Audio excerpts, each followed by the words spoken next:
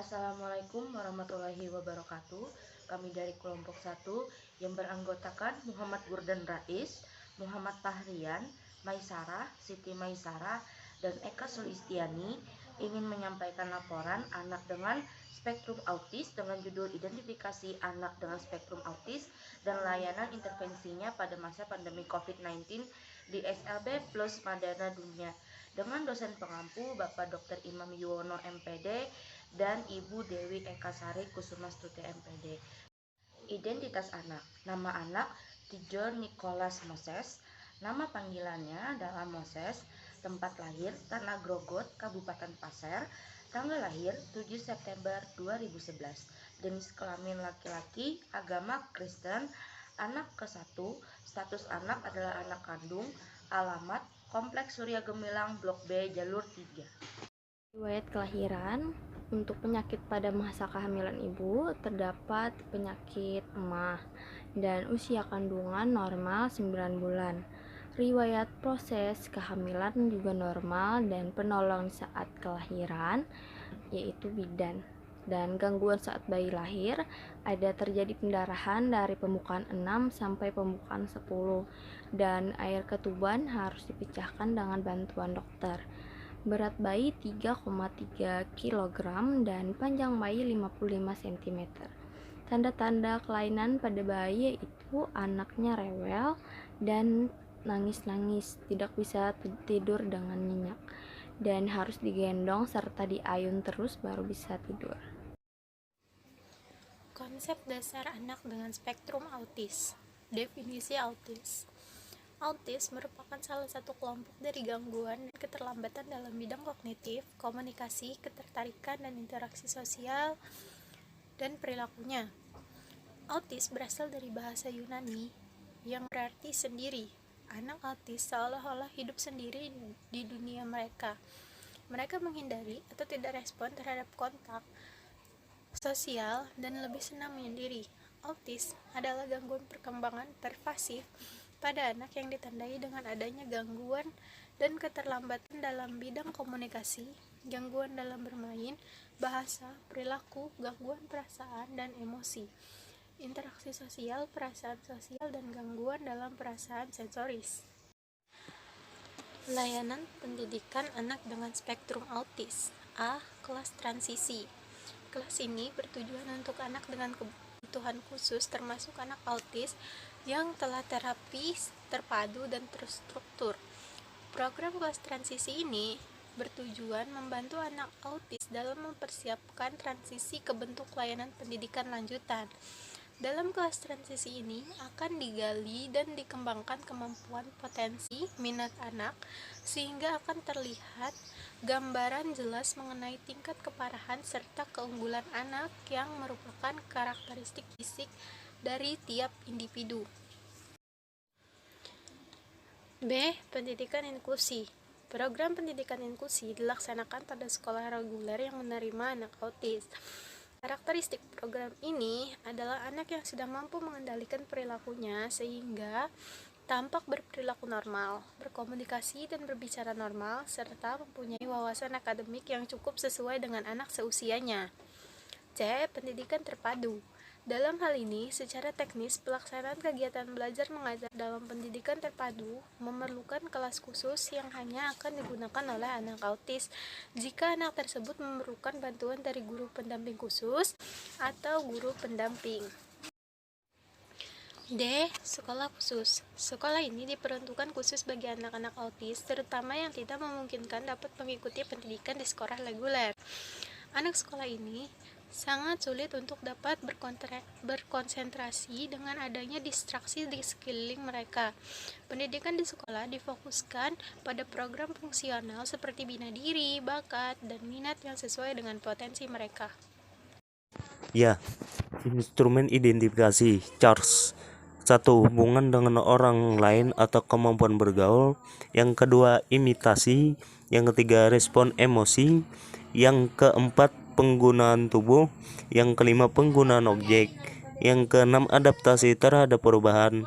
Yang ketujuh, respon visual. Yang ke-8 respon dengan pendengaran.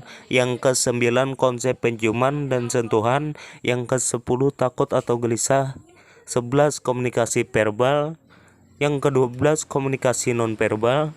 Ke-13 aktivitas. Ke-14 atau yang terakhir derajat dan konsisten respon intelektual. Instrumen di SM4 yang pertama, tidak mampu menjalin interaksi sosial yang cukup memadai. Ya, di saat kami observasi, anak memang tidak mampu menjalin interaksi sosialnya yang memadai. Dia hanya asik dengan dunianya sendiri. Untuk yang kedua, kontak mata sangat kurang, ekspresi mata kurang hidup, dan gerak-gerik yang kurang tertuju. Iya, anak memiliki ciri-ciri sebagai berikut. Yang ketiga, tidak bisa bermain dengan teman sebaya. Iya, anak masih belum bisa berteman dengan teman sebayanya. Dan yang keempat, tidak dapat merasakan apa yang dirasakan orang lain. Iya, anak tidak dapat merasakan seperti orang lain. Yang kelima, kurangnya hubungan sosial dan emosional yang timbal balik. Iya. Tabel yang kedua, bagi yang pertama, bicara terlambat atau bahkan sama sekali tidak berkembang. Tidak ada usaha untuk mengimbangi komunikasi dengan cara lain tanpa bicara. Iya, anak itu terlambat bicara dan dia masih belum bisa bagaimana caranya mengimbangi kita untuk berkomunikasi ya dengan cara lain tanpa bicara. Karena dia hanya bisa bergumam dan dia memang asik dengan dunianya sendiri. Dia masih belum mengerti bagaimana berkomunikasi dengan orang lain tanpa adanya pembicaraan. Dan yang kedua, bisa bicara dan bicaranya tidak dipakai untuk komunikasi. Ya, anak memang tidak bisa berkomunikasi. Dia hanya bisa bergumam, dia hanya asik dengan dunianya sendiri seperti yang saya jelaskan barusan. Dia tidak mengindahkan orang di sekitarnya, hanya asik dengan dunia sendiri. Dan yang ketiga, sering menggunakan bahasa yang aneh dan diulang-ulang. Bahasa yang aneh itu anak hanya bisa bergumam. Bergumamnya memang selalu diulang-ulang. Dan yang keempat, cara bermain yang kurang variatif, kurang imajinatif, dan kurang bisa meniru. Iya, anak kurang variatif memang dan kurang imajinatif. Dia juga kurang bisa meniru, tapi dia mudah tertarik dengan benda-benda mainan di sekitarnya. Untuk yang kelima, mempertahankan satu minat atau lebih dengan cara yang sangat khas dan berlebihan. Anak itu sangat suka sekali berkaca dan dia bolak-balik hanya untuk berkaca. Dia tersenyum dan berpose di depan kaca. Dan itu berulang kali dia lakukan dalam waktu dekat. Dan yang keenam, terpaku pada kegiatan yang ritualistik atau rutinitas yang tak ada gunanya.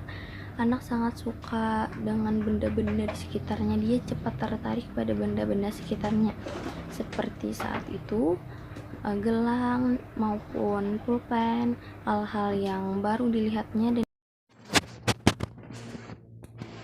Layanan intervensi anak dengan spektrum autis di masa pandemi COVID-19. SLB Plus Madana Dunia beralamat di Jalan Abuya, Brigjen Hasan Basri, nomor 92 RT 39, Alalak Utara, Kecamatan Banjarmasin Utara, Kota Banjarmasin. Kurikulum sekolah menggunakan kurikulum pendidikan khusus 2013. Layanan pendidikan yang diberikan guru di masa pandemi COVID-19 adalah pengembangan diri dengan bimbingan guru dan bantuan orang tua.